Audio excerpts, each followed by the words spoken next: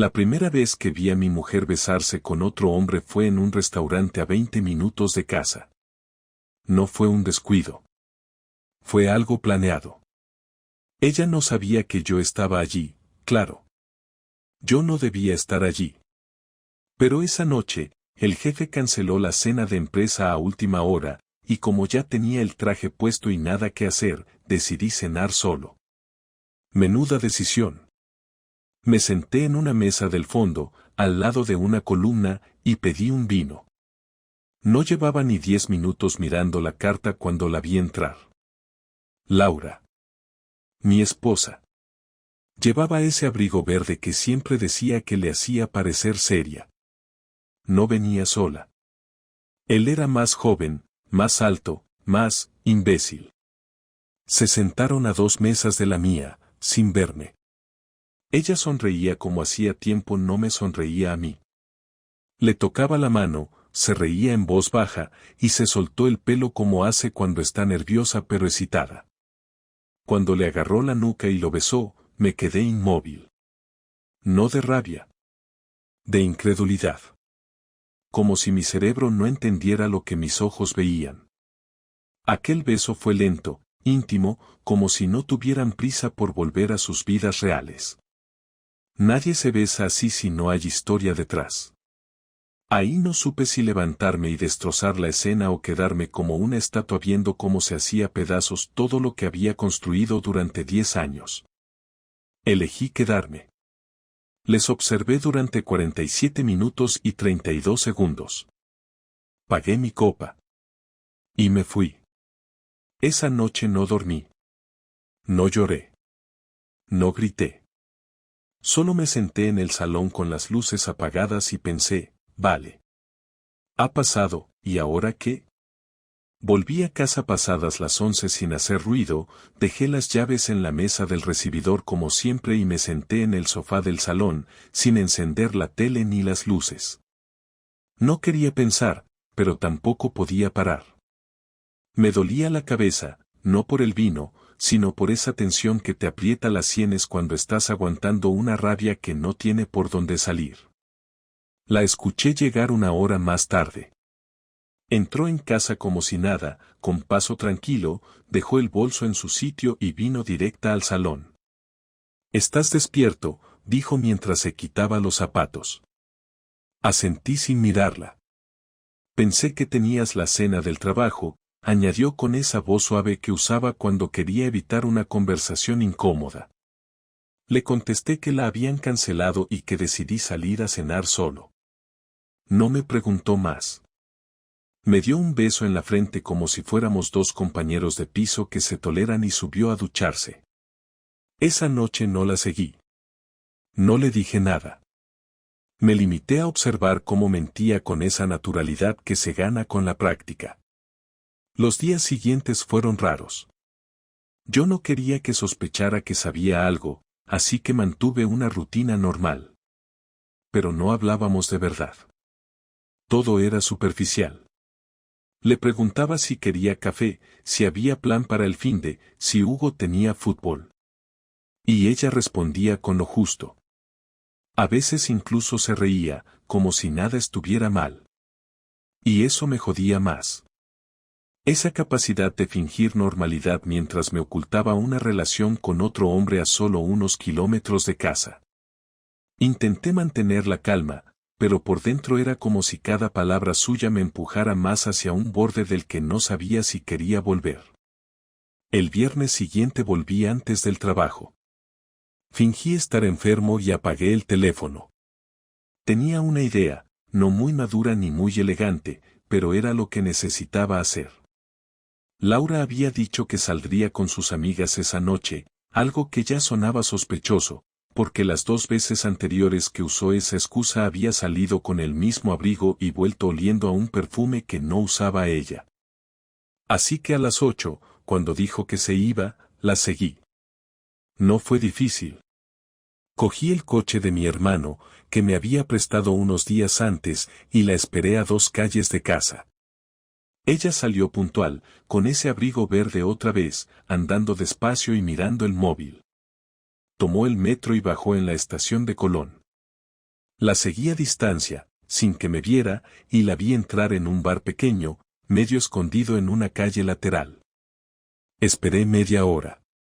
Pensé que igual estaba sola. Me obligué a esperar.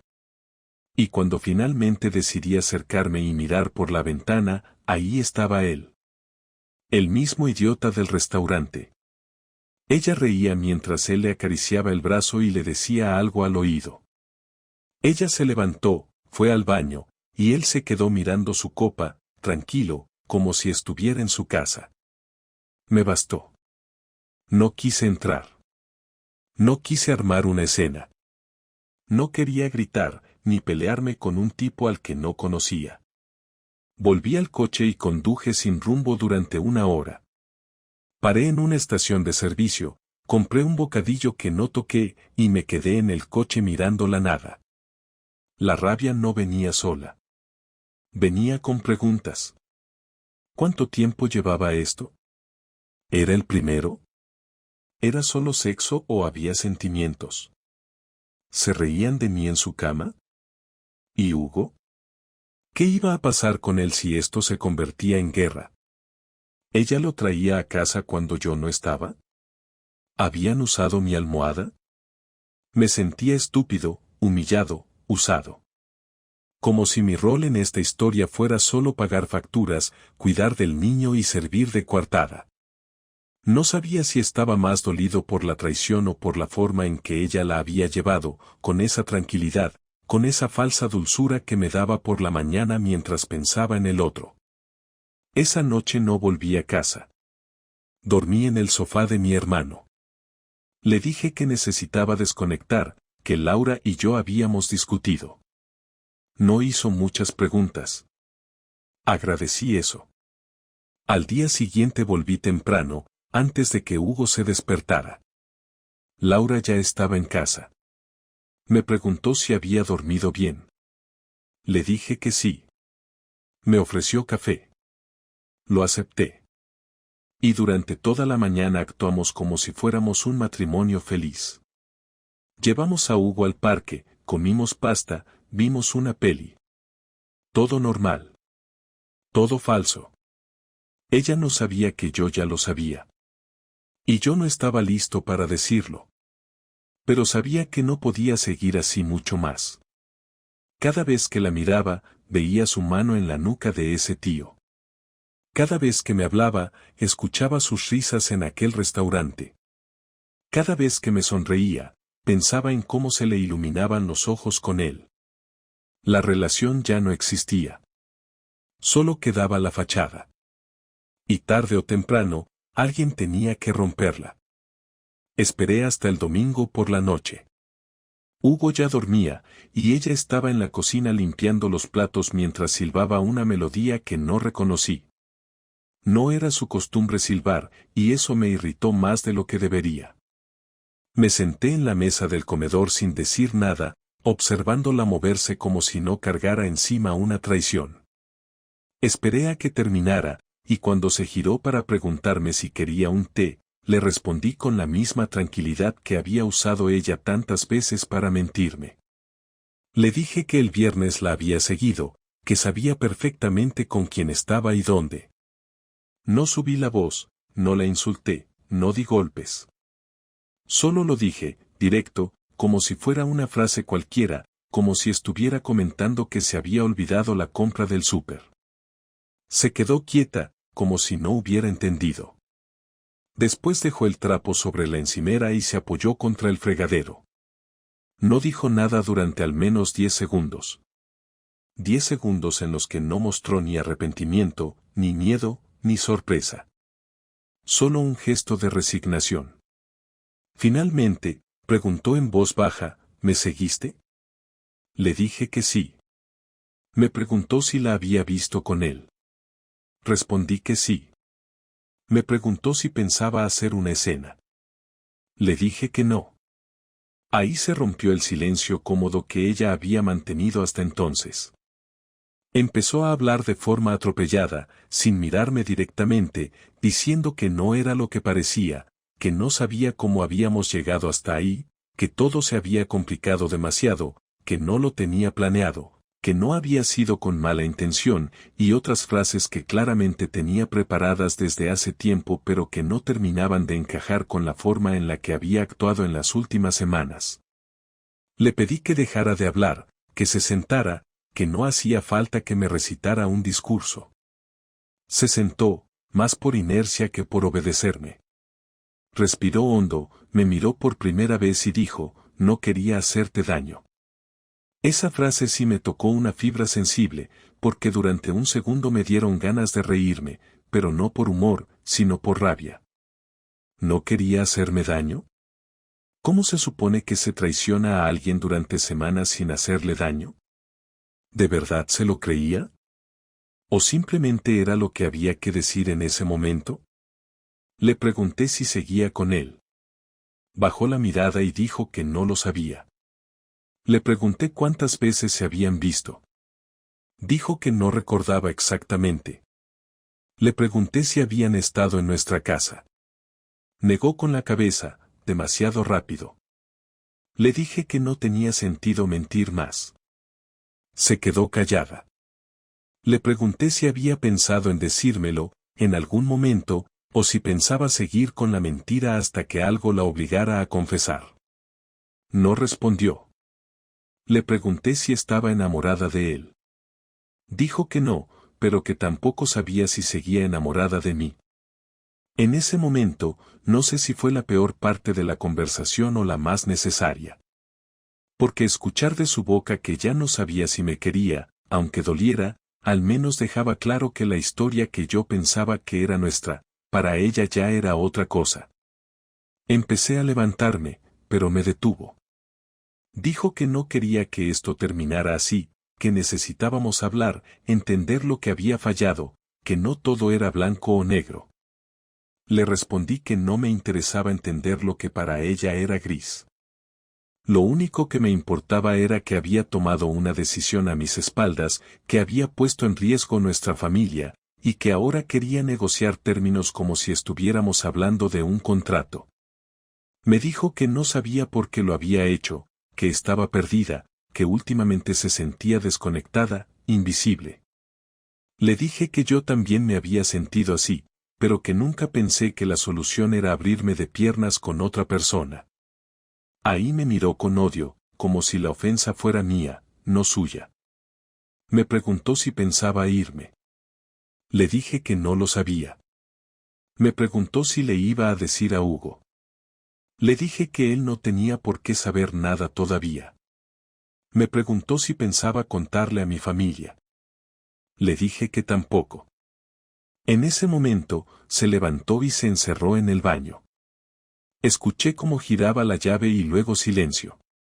Me quedé en la mesa, mirando una taza vacía que no había usado nadie.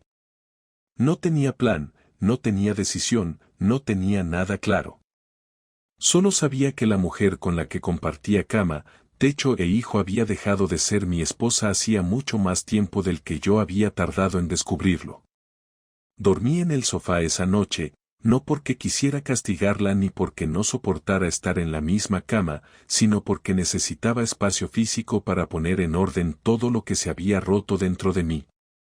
Y aunque no lloré, esa fue la primera noche en muchos años que me dormí con los puños cerrados y la mandíbula apretada, como si mi cuerpo aún no entendiera que ya no estábamos en la misma guerra.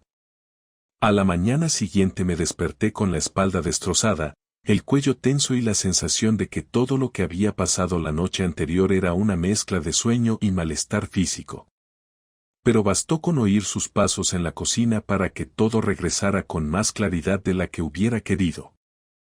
El olor a café era familiar, el ruido de la taza al tocar la encimera también, pero lo que ya no encajaba era esa normalidad que ella intentaba imponer como si todo pudiera volver a ser lo que fue solo con fingirlo.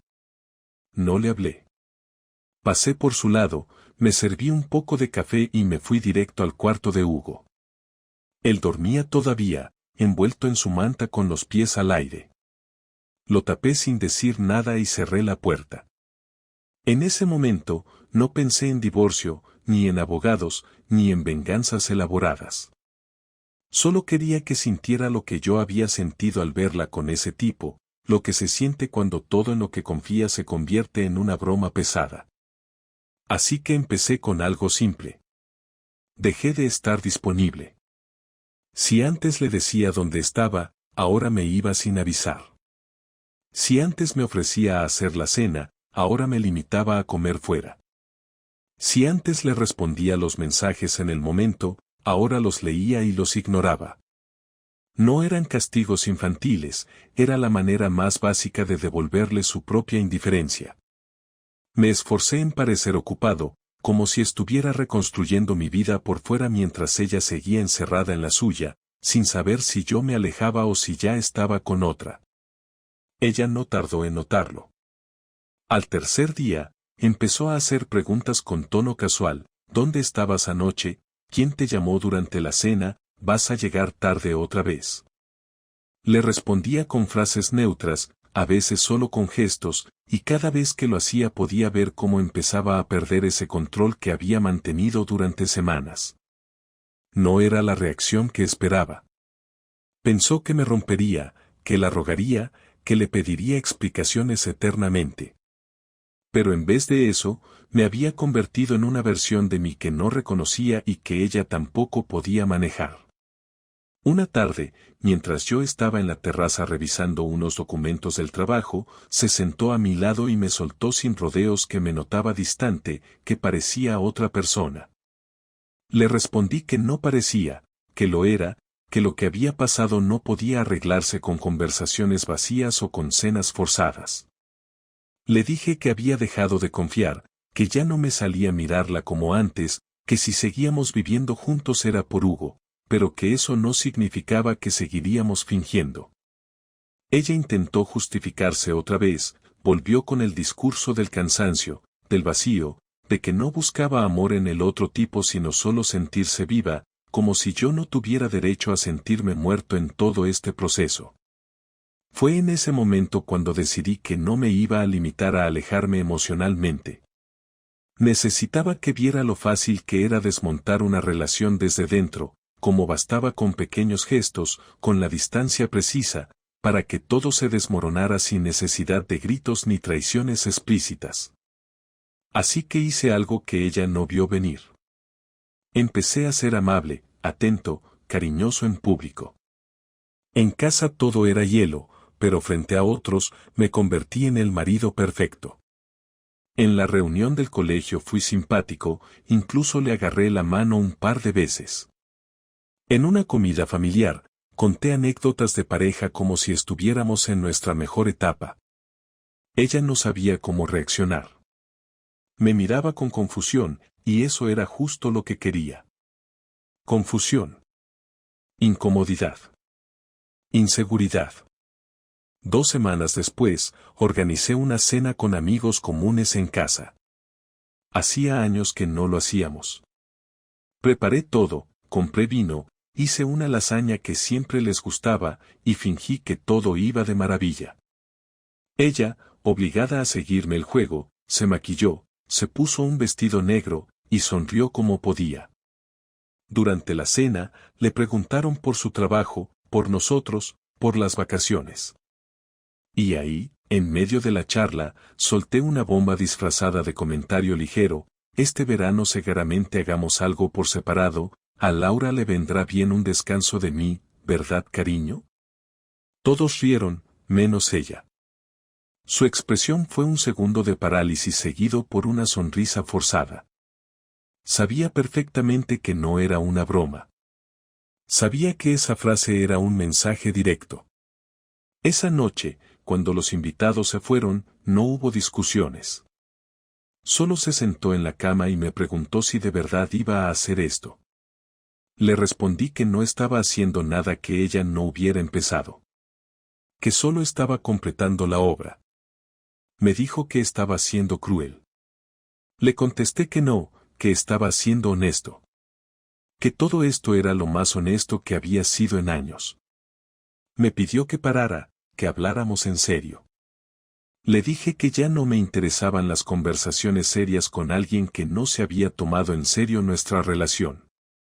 Lo que más le dolía, y lo supe por cómo me miraba, no era que me estuviera alejando. Era que no sabía si yo también estaba con otra. Y esa duda la estaba matando. Así que la dejé con la duda. Porque a veces, el silencio castiga más que cualquier palabra. Y porque no me decía respuestas, no después de haberme quitado la seguridad que yo le había dado durante una década entera sin pedir nada a cambio. La tensión llegó a un punto que ya no se podía ignorar. Vivíamos en la misma casa, dormíamos en la misma habitación, comíamos en la misma mesa, pero no compartíamos nada que no fuera el espacio. Ella intentó mantener cierta normalidad durante algunos días, pero era evidente que no aguantaba más. Yo me mostraba tranquilo, centrado en mi trabajo, en Hugo, en las rutinas diarias, pero por dentro ya había tomado una decisión.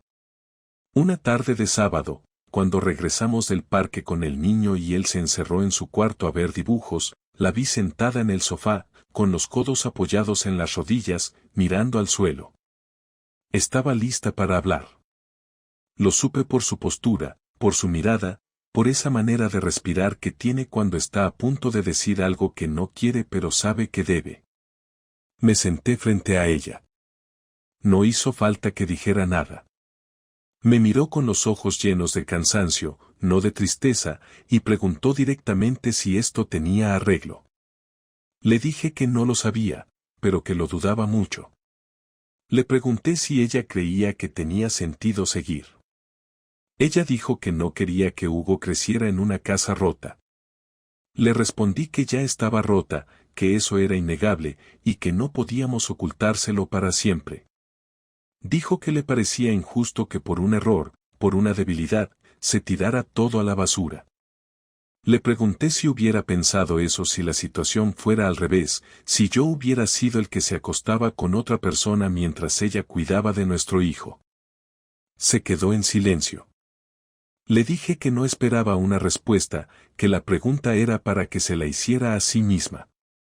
Ella empezó a justificarse otra vez. Que se sentía sola, que la rutina la había matado, que necesitaba sentirse deseada, que no quería que esto pasara pero pasó. Le dije que entendía todo eso, pero que entenderlo no implicaba perdonarlo. Que no me interesaba convertirme en el tipo que se queda por comodidad, ni en el que aguanta por miedo a perder la casa, ni en el que se resigna porque tiene un hijo. Le pregunté si aún sentía algo por mí. Tardó en responder. Finalmente dijo que no lo sabía, que tenía cariño, que me respetaba, que había sido su compañero de vida. Le dije que eso no era amor, que era un resumen amable para no decir que ya no me quería. Ella sintió, bajó la mirada y no dijo más. Me levanté y fui por los papeles que había preparado días antes. Le entregué una carpeta con la documentación básica para iniciar la separación. No eran los papeles definitivos, pero sí lo suficiente como para mostrarle que ya no había vuelta atrás. Los recibió sin decir palabra. Le pregunté si tenía dónde quedarse o si prefería que fuera yo quien se fuera un tiempo. Me dijo que prefería irse, que necesitaba espacio para pensar. Le dije que no había problema, que hablaríamos con Hugo juntos, sin peleas, sin versiones manipuladas. Quedamos en que al día siguiente se iría a casa de su hermana y que hablaríamos con el niño esa misma noche, de forma tranquila, con palabras sencillas, sin cargarle con cosas que no tenía por qué saber todavía. Esa noche fue difícil. Hugo se sentó entre los dos, con su pijama de dinosaurios, sin saber lo que venía. Le dijimos que íbamos a vivir separados durante un tiempo, que no era culpa suya, que lo queríamos mucho, y que todo lo que hiciéramos sería pensando en su bienestar. Él no lloró, pero se notaba que no entendía del todo. Hizo algunas preguntas, simples pero duras. ¿Quién se va? ¿Seguiré viéndolos a los dos? ¿Es porque se pelearon? Respondimos con calma, con la mejor disposición posible, y le aseguramos que nada cambiaría en su rutina. Que papá seguiría llevándolo al cole, que mamá lo vería todos los fines de semana. Hugo se abrazó a mí y luego a ella. No dijo nada más. Se fue a dormir sin protestar, como si el cuerpo le pidiera descanso para procesar lo que había escuchado. Después de acostarlo, ella volvió al salón, se sirvió un poco de agua, y se quedó de pie mirando la ventana. Le pregunté si quería decir algo más. Dijo que no, que ya todo estaba claro. Me acerqué, la miré por última vez con algo de esa persona que fui durante años, y le dije que a pesar de todo, no le deseaba mal.